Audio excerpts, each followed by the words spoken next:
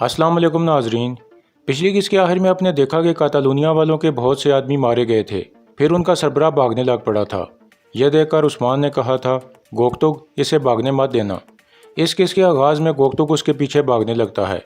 कातालूनिया के सरबराह के साथ मजीद दो आदमी भी भाग रहे थे। एक जगह वो रुक जाते हैं तो वो सरबराह एक आदमी को तलवार से जख्मी कर देता है और कहता है, तुम जानते हो कि क्या करना है। यह कहकर वो दोनों भाग जाते हैं। कुछ देर बाद गोगतुग वहां पहुंच जाता है और उसे काबू कर लेता है। फिर वो उसकी गर्दन पर तलवार रखकर उस्मान की तरफ चल पड़ता है। इसी दौरान उस्मान और सिपाही कातालूनिया वालों से लड़ रहे थे। इस तरह कातालूनिया वाले सब आदमी मारे जाते हैं। इतने में गोगतुग एक आदमी को लेकर वहां पहुंच जाता है और कहता है, इन कुत्तों का सरबराह भाग गया सरदार। उस्मान कहता है, चलो पहले ऐसे कबीले लेकर चलते हैं, वहां जाकर बात करेंगे, फिर पता चलेगा कि आखिर इन लोगों के पीछे कौन है। यह सुनकर सिपाही उस आदमी को पकड़ लेते हैं। यह सब दरअसल उस्मान का मंसूबा था। उसने पादरी ग्रेगोर और इंद्रियास को दूसरे रास्ते से भिजवा दिया था और फिर हमलावरों के लिए जाल बिछाया था। इसके बाद उस्मान कहता है, हम रुगातोस पर मजीद शक नहीं कर सकते भाई, कातालूनिया वाले इज़्निक हैं, इन्होंने पादरी को अगवा करने के लिए रुगातोस के सिपाहियों पर हमला किया था। गुंदुज पूछता है, अगर रुगातोस ने इन आदमियों को नहीं भेजा तो फिर किसने भेजा है उस्मान साहब? क्या निकोला या कोसिस ने या फिर शहनशाह ने? उस्मान कहता है, इनमें से कोई भी हो सकता है भाई, पहले इस आदमी से पता करने की कोशिश करते हैं।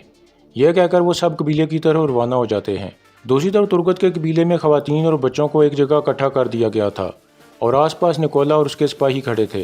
फिर निकोला एक बच्चे को पकड़कर खड़ा कर लेता है और उसे कहता है, इन सब को मालूम नहीं है, तुम मुझे बताओ कि तुम्हारा सरदार तुर्गत कहाँ है। बच्चा आगे से कोई जवाब नहीं देता। इतने में तुर्गत और उसके सिपाही कबीले में पहुंच जाते हैं और वहां का मंजर देखकर हैरान परेशान हो जाते हैं।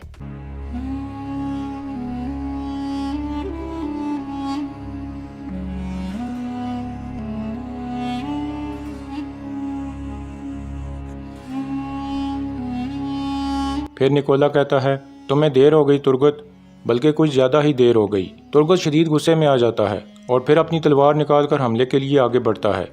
लेकिन इतने में निकोला कहता है, तुर्गत, अगर तुम और तुम्हारे आदमी मजीद खून बहता नहीं देखना चाहते तो फिर अपनी तलवारें नीचे फेंक दें।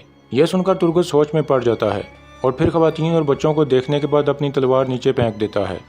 फिर वो अपने सिपाहियों को भी तलवारें नीचे फेंकने का हुक्म देता है तो वो सब भी अपनी तलवारें फेंक देते हैं। इसके बाद निकोला के सिपाही तलवारें उठा लेते हैं और एक सिपाही तुर्गत के हाथ बांधने लगता है। फिर निकोला उस बच्चे को छोड़ देता है।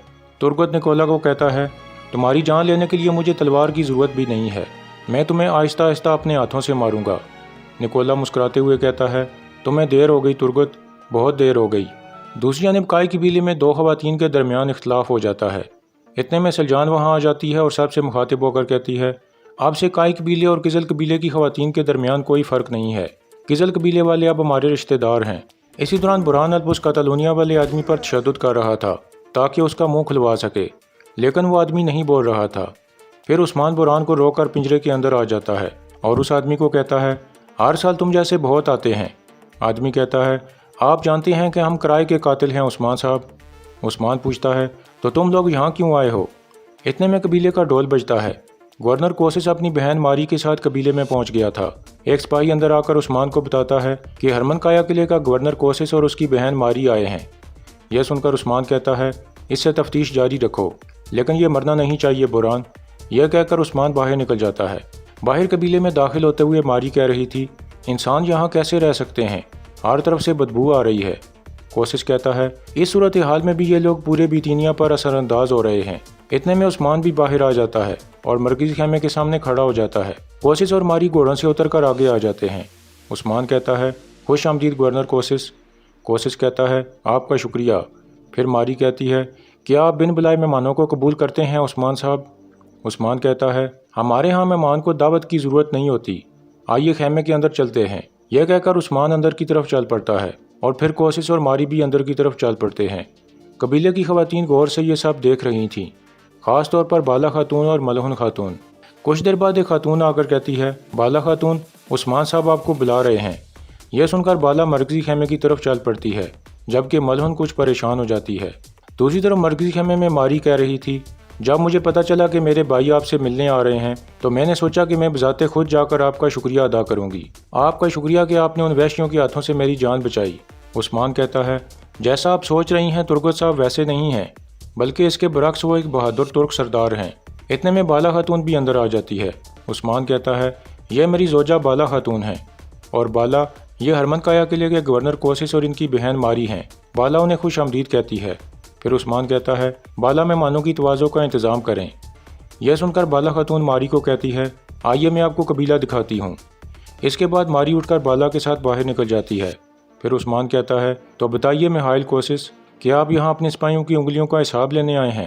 کوسس ہنستے ہوئے کہتا ہے بالکل نہیں عثمان صاحب، صرف چند بیکار سپاہیوں کی انگلیوں کی خاطر میں آپ کے ساتھ اپنے تعلقات خراب نہیں کرنا چاہتا۔ اگر وہ واقعی اچھے سپاہی ہوتے تو جال میں نہ پھنستے۔ آپ کے سپاہی برہان نے مجھے بتایا ہے کہ روگاتوس نے آپ کے سپاہیوں پر حملہ کرنے کی جرت کی تھی۔ عثمان کہتا ہے بالکل گورنر کوسس، ایسا ہی ہے۔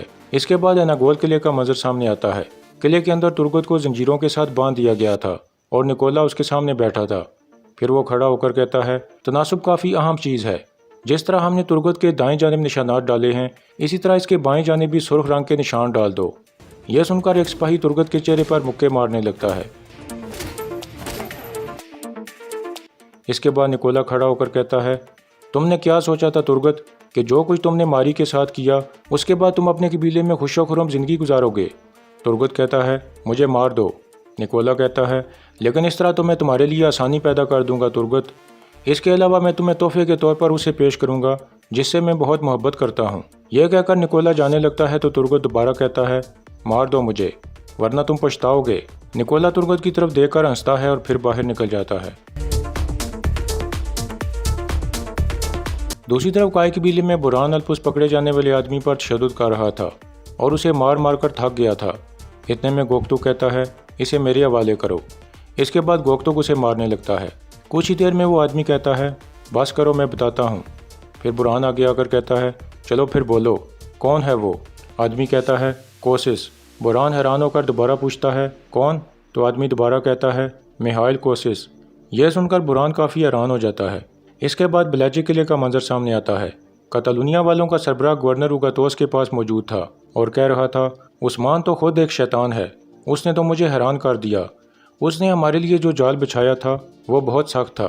روگاتوس کہتا ہے یعنی تم کہہ رہے ہو کہ عثمان کے جال سے بچ نکلنا ناممکن ہے، لیکن جو اصل جال ہم نے بچھایا ہے وہ کیسا جا رہا ہے؟ آسیلمو کہتا ہے وہ بالکل صحیح جا رہا ہے۔ کیا آپ جانتے ہو گورنر روگاتوس، آپ گورنر کوسس سے کہیں زیادہ سخی ہیں۔ یہ آدمی سونے کے سکوں کی خاطر گورنر روگاتوس کے ساتھ مل گیا تھا۔ پھر روگاتوس کہتا ہے اگر یہ کام ٹھیک چلتا رہا تو عنقریب تم دیکھو گے کہ میں اس سے بھی کہیں زیادہ سخی ہوں۔ آسیلمو کہتا ہے آپ بالکل فکر نہ کریں، سب کچھ ویسے ہی ہوگا جیسے ہمارے درمیان طے پایا تھا۔ اس کے بعد ایک منظر سامنے آتا ہے جب آسیلمو اپنے ایک آدمی کو کہہ رہا تھا اگر گریگور ہمارے ہاتھ نہ لگا تو تم قیدی بن جانا، وہ تم پر تشدد کریں گے، لیکن تم کچھ مت بولنا کیونکہ اگر تم نے فوراً بول دیا تو تم مشکوک بن جاؤ گے۔ آخری لمحے تک تشدد برداشت کرنا اور سب سے آخر میں انہیں کوسس کا نام بتا دینا۔ آدمی نے کہا تھا آپ بے فکر رہیں، میں شیطان کو بھی دھوکہ دے سکتا ہوں۔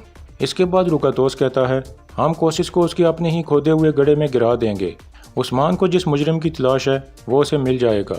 دوسری جانب برہان اجازت لے کر اندر آ جاتا ہے اور غصے میں کوسس کی طرف دیکھنے کے بعد عثمان کے قریب آ جاتا ہے۔ پھر وہ سرگوشی کرتے ہوئے عثمان کو کہتا ہے کتالونیا والا آدمی بول پڑا ہے سردار، انہیں احکامات دینے والا کوسس ہی ہے۔